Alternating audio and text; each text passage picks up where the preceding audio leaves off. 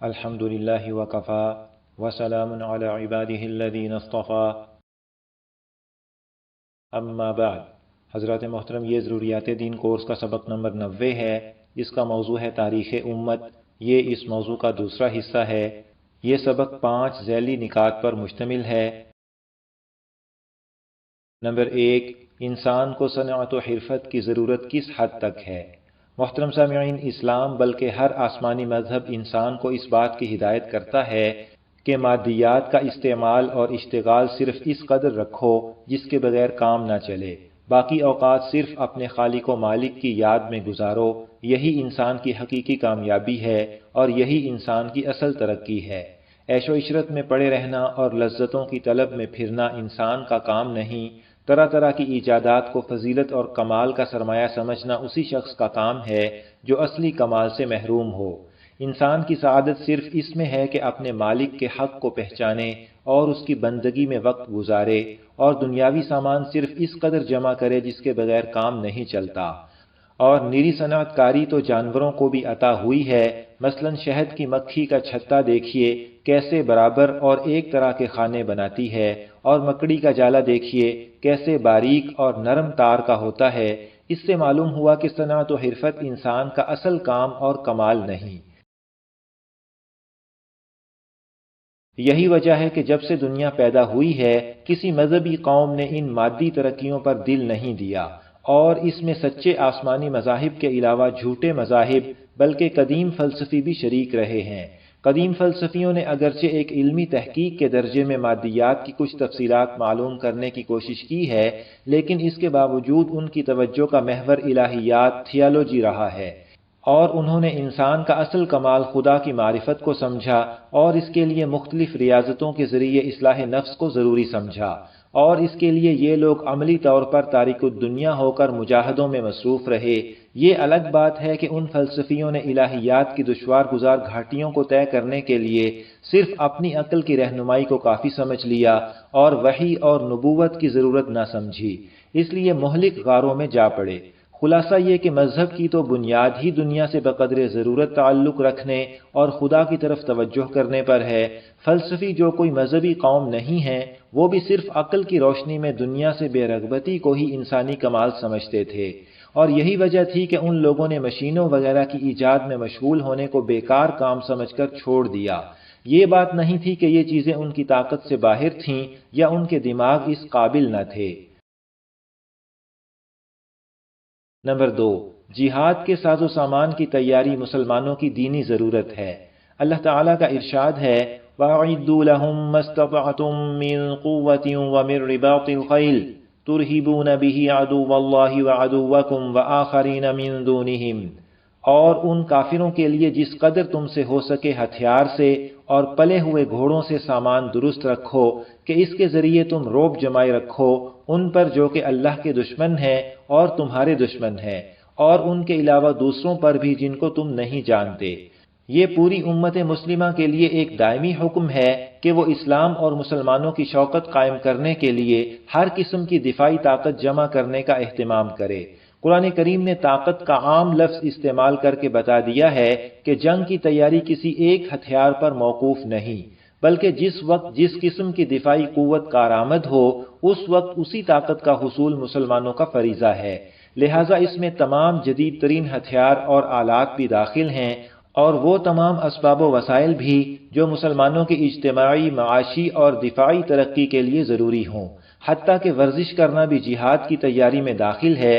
افسوس ہے کہ اس فریضے سے غافل ہو کر آج مسلمان دوسری قوموں کے دست نگر بنے ہوئے ہیں اور ان سے مرعوب ہیں۔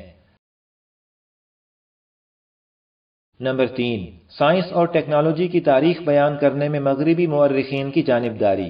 محترم سامعین، مغرب کے فلاسفہ اور مورخین عمومی طور پر اس علمی بددیانتی کے مرتکب ہوتے ہیں کہ وہ 6 صدی عیسوی سے 14ویں صدی تک کے زمانے کو تاریک دور، ڈارک ایجز قرار دیتے ہیں، اور اپنے فکری سفر کا آغاز 500 سال قبل مسیح کے یونانی فلسفے سے کرتے ہیں۔ اس کے بعد رومی تہذیب اور اس کے دور عروج کے علوم و فنون کو اپنا علمی اور تہذیبی ورثہ قرار دیتے ہیں، اور پھر 6 صدی عیسوی سے لے کر 14ویں صدی عیسوی تک کی تاریخ سے اپنا سلسلہ منقطع کر لیتے ہیں، اور اس طرح ایک طویل غیر حاضری کے بعد دوبارہ تاریخ کے دھارے میں شامل ہو جاتے ہیں۔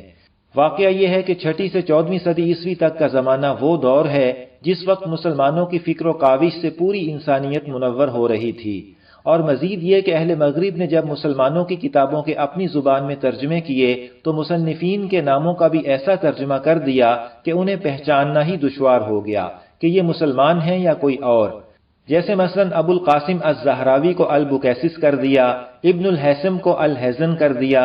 ان بگڑے ہوئے ناموں سے تو یہی لگے گا کہ یہ سب بھی غیر مسلم ہیں۔ نمبر 4، اہل مغرب کی مادی ترقی میں مسلمانوں کا احسان۔ رابرٹ بریفالٹ اور گستاولی بان کی زبانی۔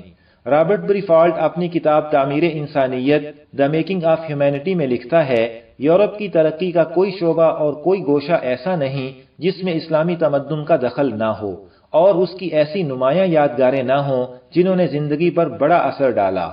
مشہور فرانسیسی مورخ گستاولی بان لکھتا ہے، لوگ تجربہ اور معائنہ انڈکٹیو لاجک کو جدید علمی تحقیقات میں بنیاد کا درجہ دیتے ہیں، فرانسس بیکن کی طرف منسوب کرتے ہیں، لیکن ضروری معلوم ہوتا ہے کہ اب اس کا اعتراف کیا جائے کہ یہ طریقہ عربوں کی دین ہے۔ نمبر 5، مسلمانوں کے سائنسی کارناموں کی ایک جھلک۔ نمبر 1، محمد بن موسیٰ الخوارزمی 780 تا 850 عیسوی، مشہور مسلمان ریاضی دان ہے۔ انہیں الجبرا کا موجد تسلیم کیا جاتا ہے۔ خوارزمی کی نہایت اہم کتاب المختصر فی حساب الجبر والمقابلہ ہے۔ الجبرا کا لفظ ہی خوارزمی کی اس کتاب کے ٹائٹل سے لیا گیا ہے۔ یہ کتاب ماڈرن الجبرا کا بنیادی متن سمجھی جاتی ہے۔ الخوارزمی کی کتابیں جب یورپ پہنچیں تو دانشوران یورپ کی آنکھیں کھلیں اور انہوں نے ان سے بہت استفادہ کیا۔ جارج سارٹن نے الخوارزمی کو روئے زمین کا عظیم ترین سائنسدان قرار دیا ہے۔ نمبر 2، ابو القاسم الزہراوی 936 تا 1013 عیسوی، طب پر ان کی مشہور کتاب التصریف لمن عجز عن التعلیف ہے۔ یہ کتاب 500 سال تک یورپ کے میڈیکل کالجوں میں ٹیکسٹ بک کے طور پر پڑھائی جاتی رہی ہے۔ زہراوی نے سرجری کے بہت سے آلات بنائے۔ زہراوی کو فادر آف ماڈرن سرجری کہا جاتا ہے۔ زہراوی نے سرجری میں کاٹن کا استعمال شروع کیا اور زخموں کو سینے کے لیے ریشمی دھاگے کا استعمال کیا۔ انہوں نے اپنی کتاب التصریف 50 سالہ تجربے کے بعد لکھی تھی۔ یہ کتاب 30 جلدوں پر مشتمل ہے اور میڈیکل سائنس کا ایک انسائکلوپیڈیا ہے۔ نمبر 3، ضیاء الدین بن بیطار 1197 تا 1248 عیسوی، دواؤں اور نباتات کے مشہور ماہر فارماسسٹ ہیں۔ انہوں نے 200 کے قریب نئی جڑی بوٹیاں بتائیں جو اس سے پہلے نامعلوم تھیں۔ نمبر 4، ابن الحیثم 965 تا 1040 عیسوی، ان کی کتاب المناظر کو ول ڈیورانٹ آپٹکس کا ماسٹر پیس کہتا ہے۔ راجر بیکن کہتا ہے کہ ابن الحیثم نہ ہوتا تو راجر بیکن کا نام بھی نہ سنا جاتا۔ نمبر 5، محمد بن جابر البتانی 858 تا 929 عیسوی، مشہور ماہر فلکیات ایسٹرونومسٹ ہیں۔ انہوں نے نئے چاند دیکھنے کی پیشگی تاریخ معلوم کرنے کا طریقہ بتایا۔ یہ پہلے سائنسدان ہیں جنہوں نے اپنی تحقیق میں ٹریگنومیٹری کی اصطلاحات سائن کوسائن ٹینجنٹ کوٹینجنٹ استعمال کی۔ نمبر 6، عبد الرحمن الصوفی 903 تا 986 عیسوی، یہ پہلے ماہر فلکیات ہیں جنہوں نے 964 عیسوی میں اینڈرومیڈا گلیکسی M31 دریافت کی۔ یہی کہکشاں 700 سال بعد جرمن ماہر فلکیات سائمن ماریس نے دوربین کی مدد سے دریافت کی۔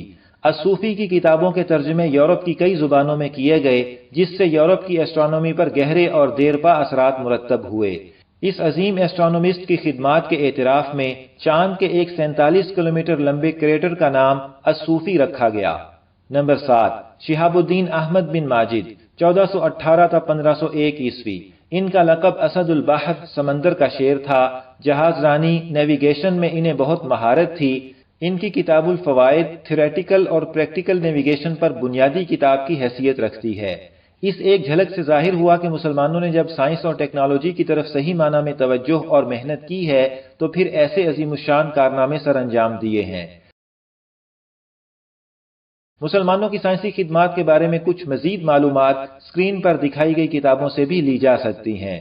تاریخ امت کے موضوع پر مزید پڑھنا چاہیں تو تاریخ امت مسلمہ اور تاریخ دعوت و عزیمت کا مطالعہ فرمائیں۔